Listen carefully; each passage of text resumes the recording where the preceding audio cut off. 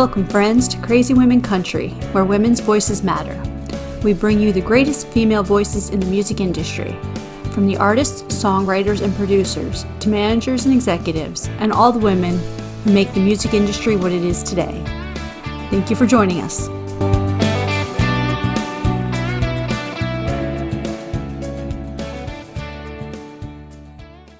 And welcome to Crazy Women Country. I'm Donna. Today I'm here with Paula, my co-host, as usual. You cut out there, so I didn't quite know what you said. Anyway, today we have Kirstie Kraus with us. I hope I said your name right. I forgot to check beforehand. It's really nice to have you on the show. Thank you. I'm so excited. I was like, this is definitely something I need to get myself on. Just by the title alone. I know, it's the best title ever. I think Donna picked that one well. We're glad to have you. Certainly. Hey. I love the Christmas tree in the background.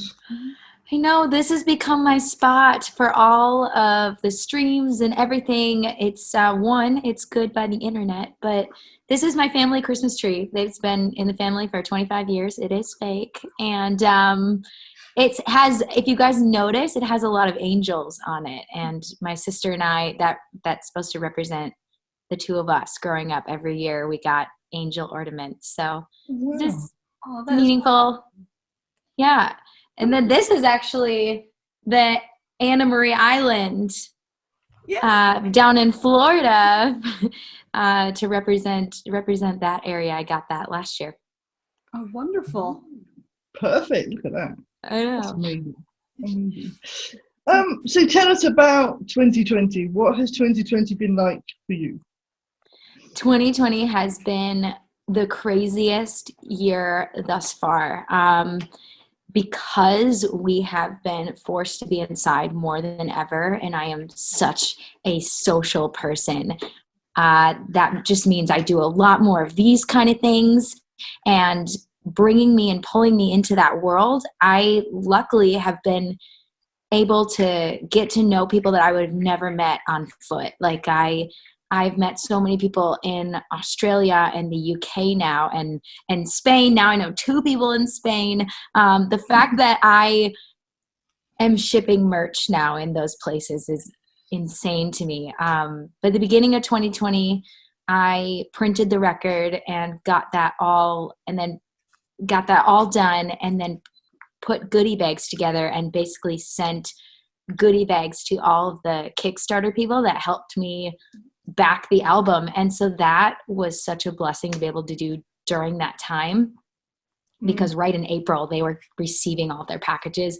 and then in return I was getting like all of their messages, and that literally helped, like saved me from being inside. But yeah, I think that's what I've been up to a lot, is just digging into the online stuff, learning all these new marketing tools. I was able to still put out 3 singles this year, which is awesome that we just decided to keep going and do it. And yeah.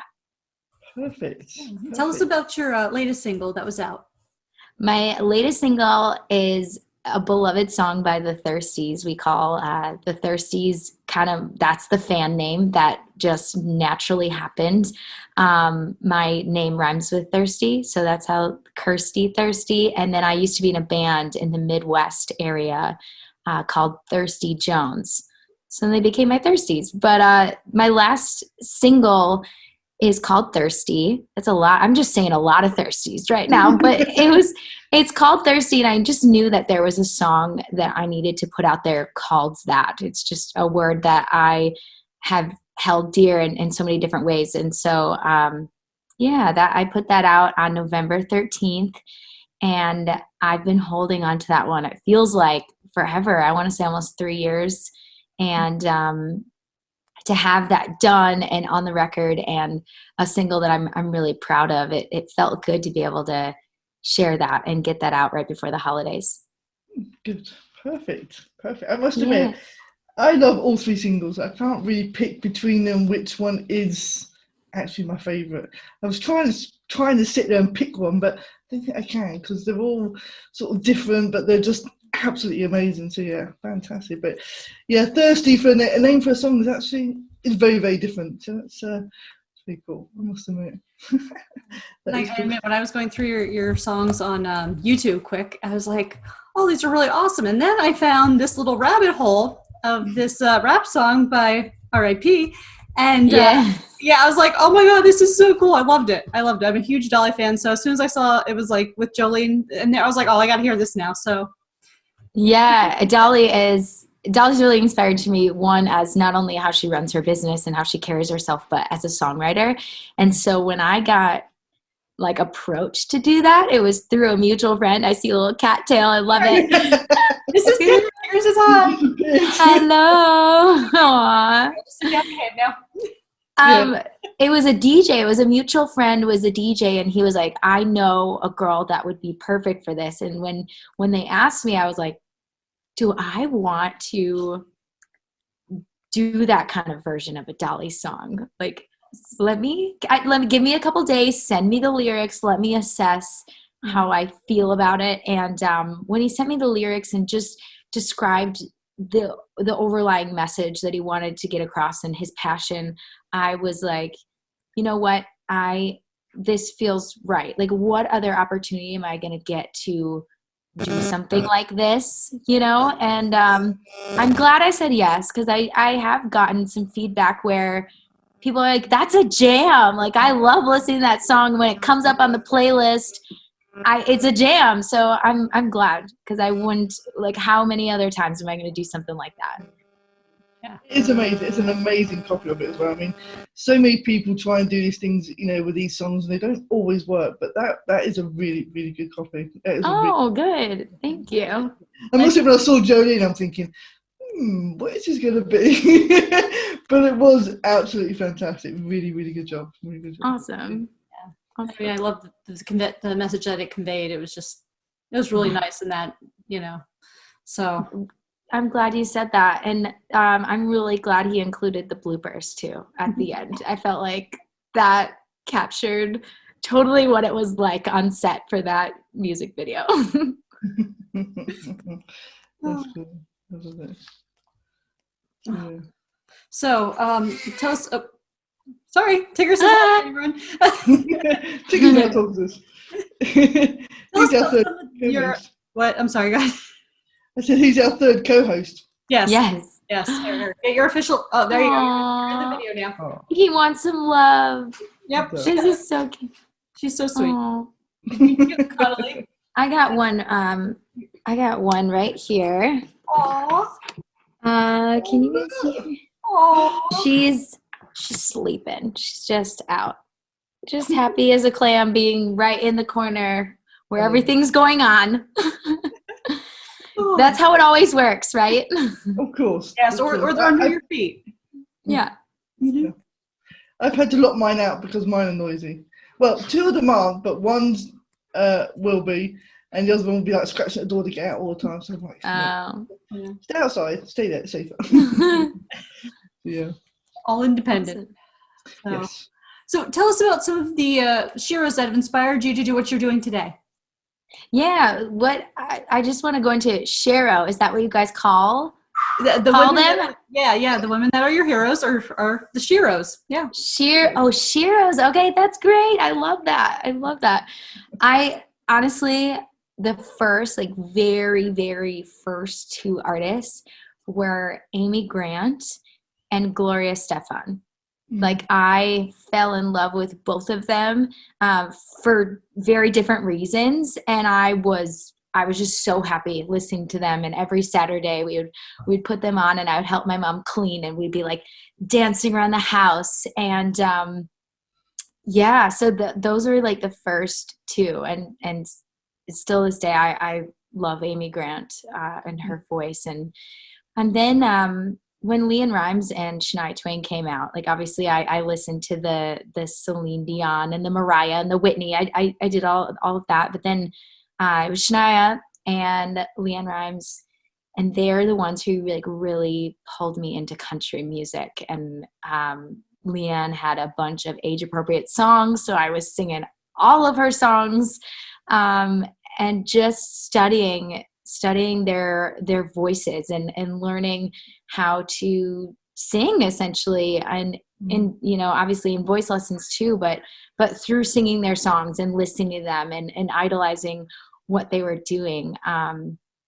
Yeah. But as far as on a songwriting standpoint, Sheryl Crow, Dolly Parton, and one of my sheroes that is more recent is Emily Wiseman, and she just crushes it.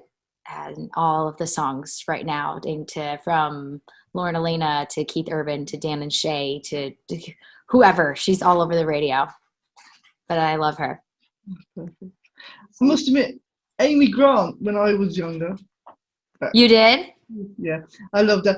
That song she had, Baby Baby, got stuck in my head. Baby, stars are shining for you. Oh my gosh. It just feel good music, you know, like it, when she sings and you listen to those songs, it just feels like a giant comforting hug to me. Like it makes me happy and I want to bop around and get into it. So I strive to do that. I've been told that a lot of my music is an underlying, like overlying umbrella of inspiration and kind of like a, you know, find your voice and really stick to it, kind of inspiring empowerment songs. But at the same time, I put a lot of thought into the production to have the song come to life and feel good. Like I want people to hear it and like want to move or feel inspired, like feel it where they can't 100% describe, you know, like why they feel that way, but it's because of that underlying baseline, you know. Yeah, you do an amazing job with that, I have to say.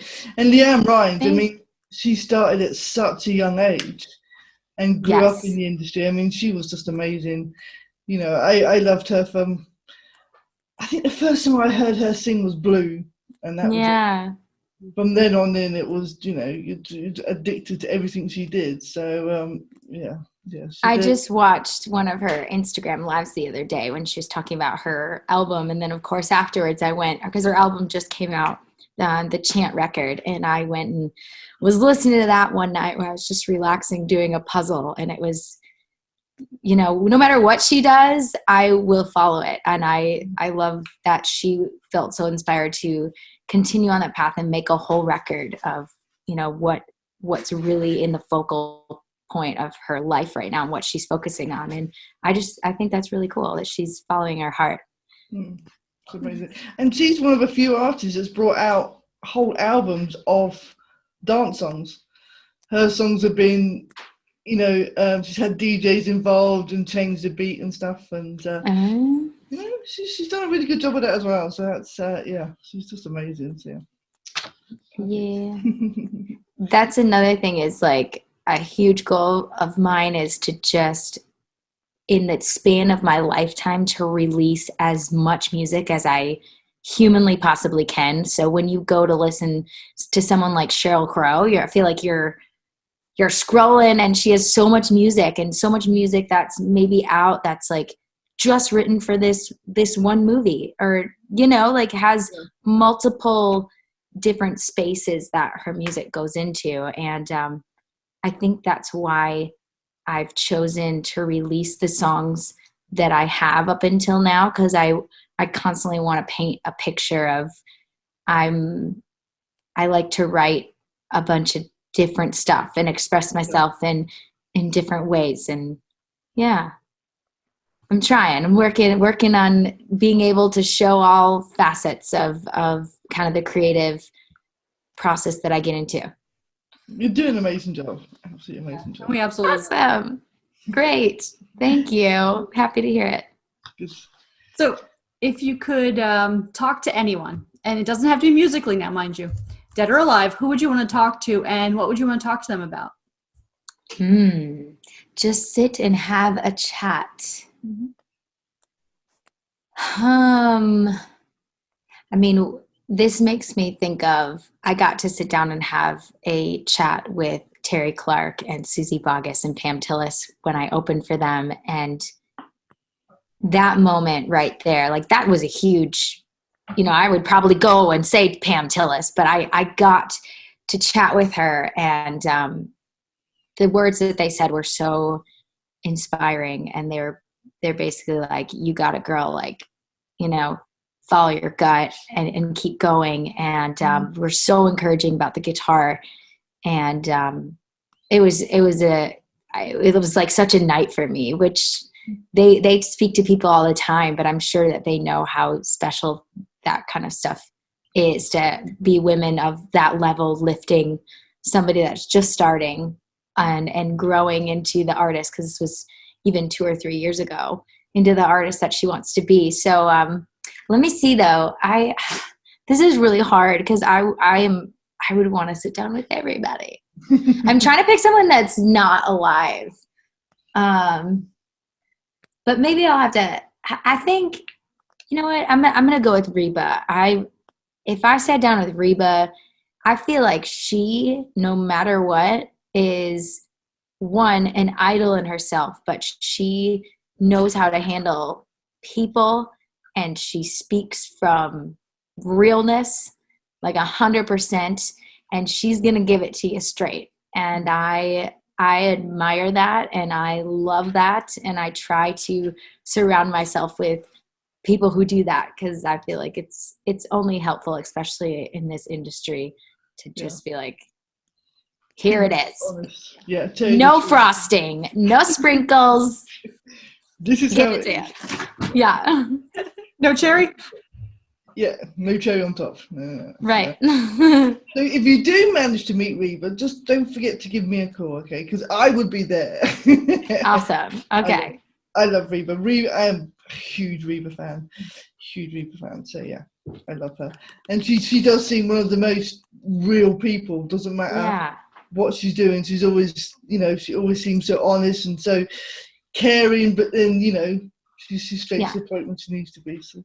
And like the way she has carried her career is very aspiring. Like, I'm not seeing a bunch of like photos of her in her swimsuit or less. You know what I mean? Like, she's very classy, and she always handles everything with such class. And the fact that she still has the career that she does, I think, is a huge testament to who she is as a person, because her team is like, we got you. Let's keep going, Yeah. Like, she's literally kept her private life private, career, and that's it. And nothing really crosses. So exactly. And I think because you said that, it made me think, like, still to this day, I think we'd have to like Google and scroll a little bit in order to see Dolly Parton's husband. You know what I mean? Like, she keeps that. That's another one. Yeah. Nobody really sees him. It's funny that you said that, because I just noticed more and more lately she's talking about it more openly than I think she never had. I mean, right. I've noticed that too, but he still doesn't come with her to the red carpets or anything, She's just like, going to work. See you later. But I mean, there's numerous interviews though where she has shut people down when they've tried to, talk about him or anything like that. So she's made it very clear from the start, that is that and this is this. So and I think it's how it should be. I think sometimes we cross too far over into people's lives and way too much about them. What you do is your career, is your job. That's what we want to know about. You don't need to know some of the other crazy stuff that's going on. Lives, I agree. It is hard with all the social media and all the stories that you do. Like, people just think like, oh, I'm gonna post this story and it's gonna be gone. Well, I remember probably a year ago someone saying that one day our libraries in the future may very well be like, hey, see what a day in the life of Lady Gaga looks like. And then they're pulling archives of maybe like stories and like, those little daily posts, like somebody has them somewhere in the cloud, and way after her lifetime, they're probably going to be like, yeah, I'll pay you X amount of dollars for that kind of stuff to put in the museum. So like, who knows, what you put out there is so you really do have to still watch. A story is something that is out there somewhere still, It never disappears. It's always there. So right. Yeah, I remember taking a class back in school, and it was a medical ethics law, whatever class, and they said, if it's not in writing, it wasn't done. So if you don't put it in writing, no one knows you did it. Yeah, and I mean, that's just holds true with today's social media and the way it goes. I mean, so. Yeah. Yeah. That's funny, yeah. Social media is kind of scary because it's, Yeah. once you put it out there, it's out there. You don't, even if you've deleted it, you know what I mean? It's Right. still there somewhere. So. But it's an inevitable beast because it's so helpful too. I mean, I can't even tell you how much, even though Facebook has media and stuff like that on it, and maybe some of it's biased, I don't even look at that stuff. But I've used Facebook so much. I've used a bunch of platforms so much, or emails, like how it's just so helpful, especially as an independent artist, to be able to use all the tools and tricks of some of those sites to still get yourself out there. It's a crazy world. Even when we're locked down, we can still have music and concerts and still see people, and Yeah, I think the social keeps us connected in a way that if we didn't have it right now, like if we were in the early 90s where you didn't have all this, it would be very difficult, I think, on a lot of people with the COVID and lockdowns. So absolutely.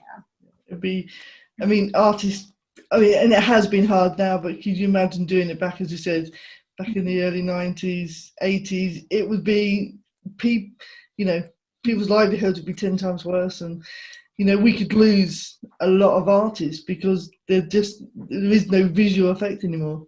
Or then, right? Because at that time, not every artist could make MTV, so you would lose a lot of artists, like, because of these type of platforms where we can go live. Essentially, I mean, we were talking about this, like, I'm on the same platform then as Carly Pierce, who I watched her, live concert last night. That was just available on Facebook. And that's so cool. I've definitely caught up on everybody and been like, what have they been doing? Like, what is their latest? I love it. It's accessible now because of this year. So that's a silver lining. yes, it's a good thing. It's a good thing. So, yeah. Well, if you could thank someone for helping you to get to where you are today, who would you want to thank? And obviously, and I'm going to say you can probably pick more than one person, because I know it's hard to pick just one person that's helped you to be who you are. So, okay, well, I two people came to mind immediately, so I'm going to make sure I honor them. One, I'm going to thank my kindergarten and first grade music teacher. She was the whole reason why everything kind of started. I was 5, and she brought my mom aside, and she was like, your daughter, she kind of has all the 3 things. Like, she's a little cheese ball. I don't know how she worded it, but she's like, she can sing. She's talented. And my mom was like, what? Like, I don't know, that raspy, I had more of a raspy voice, which you can kind of hear in the singles that I put out. It's definitely there, and I can play into it even more because it's just something that's there. But when I was little, I had quite a raspy voice, and she was like, I didn't even know. We just sing Barney in the car, and we kids sing along and stuff like that. Joni Bartels was my first cassette tape, listening to her, and I knew all the words, but she didn't even think anything of it until my music teacher really was a huge champion. And I remember her coming to my first play when I was 6 and bringing a bouquet of roses. And I thinking back on that, it was so impactful and meaningful to me to have somebody like that, outside of my family. Yeah. And then of course my mom. I want to thank my mom, because when she found out, she was like, I don't know what to do with this child, but I am going to figure it out. And even I did all kinds of activities around music, and got involved in dance and piano and voice eventually. And she would drive me to the NSAI meetings for songwriting when I didn't have my license, so I could go get my songs critiqued and learn more about the craft. That was when I was 15. And yeah, I think when I was 12, we put out a record, and I say we because she read a book called Everything You Need to Know About the Music Business. And then we went and found songs of songwriters from all over the country and some from Nashville. And then I went and recorded a record in the studio. And that was a really fun, and like, we learned so much, and it's out there if you really look. Like, it's still out there. But a copy of it, huh? Yeah. I definitely, without all of that experience and all of that stage experience, I wouldn't be like as comfortable as I am on stage. I just feel like when I go up there, I enter into another world, and it's just, I want to express myself to the fullest so that people can forget about whatever is going on in their mind and just enjoy an experience. I love that. That's amazing. Awesome. And it's always good to have family behind you, because obviously it's not an easy world, and music is 10 times harder. So it's nice to have someone there who you can fall back on if needed during hard times. So yeah, fantastic. Absolutely. Not everyone has that, not everyone has that. And it is really important, because it is a tough road. But I always say you don't choose music. Like it kind of just chooses you from a young age. And so I didn't have a choice. I love that. That's brilliant. Okay, perfect. So quick fire questions. All right. Okay. These are fun, dead easy. Just a little more about you that people can learn, but nothing too personal, obviously. Okay, are you ready? Am I what? Are you Yes, ready? I'm ready. Perfect. Okay. Early bird or night owl? Early bird. Beach or countryside? The beach. Favorite season? Summer. Biggest fear? Love. Love. Being Love, commitment.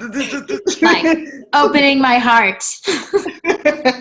Listen to Thirsty 5 more times, all the lyrics, and that's my biggest fear. Favorite holiday? Yeah. Christmas. Christmas. Favorite drink? Ooh. Coffee in the morning.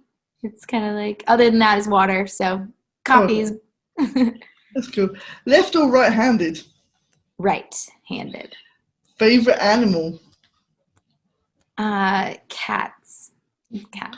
Oh, she has one. Yeah, I know. Favorite color? Green. Tell us something that you don't normally tell people. Mm. I am a super fan of Honey Nut Cheerios. That's a great one. I love that. Tell us one of your hobbies. Yoga. Ooh. Yeah. You're a musical. What musical would you be?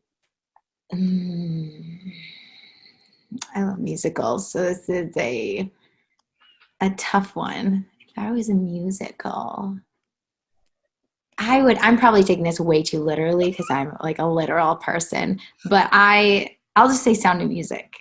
I'd be the Sound of Music. That'd be like the life path of my life. I love Sound of Music. Sound of Music's fantastic. If you were a Disney character, what character would you be? Ooh, I would be Elsa. The older sister that is dealing with a lot of her own stuff, but loves her little sister so much. Perfect. Yeah. So if you could be a mythical creature, what creature would you be? A mythical creature. I mean, like a unicorn. Just a unicorn. I think horses are beautiful. Mm. Okay, so tell us your current favorite song. If you were going to tell us a song that like you've been listening to nonstop, like the last couple of weeks that we should listen to, what song would you recommend?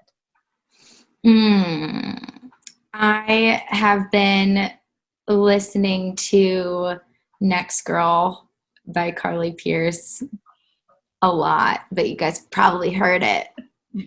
Yeah. Okay, good. Okay. I'll say that. Perfect. Last question. Okay, most important one ever. Who is your favorite CWC host? Wait, which host? CW? Oh, CWC, Crazy Women Country host. both. Yes. Paula and Diana. Yes, I love that. I love that. Perfect. Yay. It's been amazing having you on the show. Absolutely fantastic. It's been great talking to you.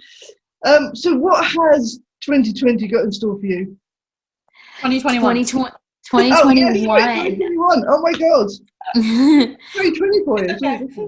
2021. Well, right as we get into 2021, I have a couple of writes set up. January, I'm just doing some writes, doing a lot of demos, and planning for the rest of the year and the tour in most of February, all of February, a little bit of end of January, March. We're going to go to Florida and tour down in Florida. So we've gotten started and have gigs set up already. Then I don't know when California is going to open up, but that was a spot that we need to get back to for shows. I have 5 big shows up in the Midwest area that I will go up to. So a lot of booking planning is going on right now. This is kind of like the season for it, is figuring out just all of the shows around those shows. Obviously more singles. I will have a couple more singles, and then my album, the Yes You Can album, will drop, actually, because I said yes you can. Do you see it? On the hat. Yes, you can. Branded hat. Yes. We'll be doing some Colorado trips because our new clothing sponsor is the Cowboy Outlets out of Denver. So that sounds fun. It sounds like we're going to the Virgin Islands, doing some shows at some point. So yeah, new music, more music, an album dropping, and a lot of cool shows coming up. So it's just going to be a great year. It will be amazing, yeah. Can't wait. Can't wait for the new music. Can't wait for the CD. It'll be fantastic. Yes. And I definitely love that hat. That hat is amazing. It is. Yeah, I went down to, it's a sister company of Cowboy Outlet, so I got to go down to Georgia and then basically pick this kind of stuff out. So this is a little banjo. And then I got to pick what was on the hat. And I was like, well, it's got to be the record title. That's got to be it. So yeah, it was fun. I love it. I love it. I look forward to have to get to sell it. Special edition ones.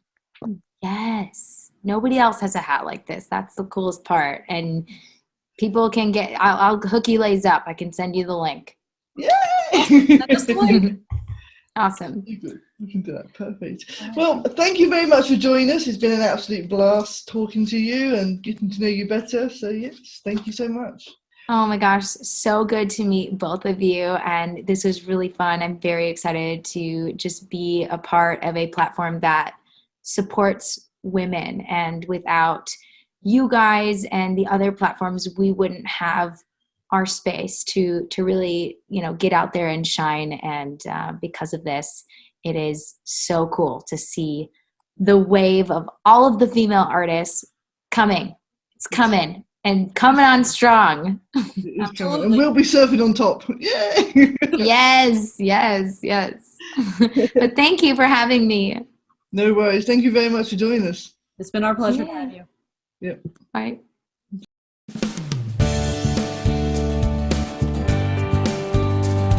If you enjoyed today's episode of Crazy Women Country, don't forget to give us a thumbs up. Be sure to click the subscribe button for new interviews weekly. And thank you, friends, for joining us today on Crazy Women Country, where women's voices matter.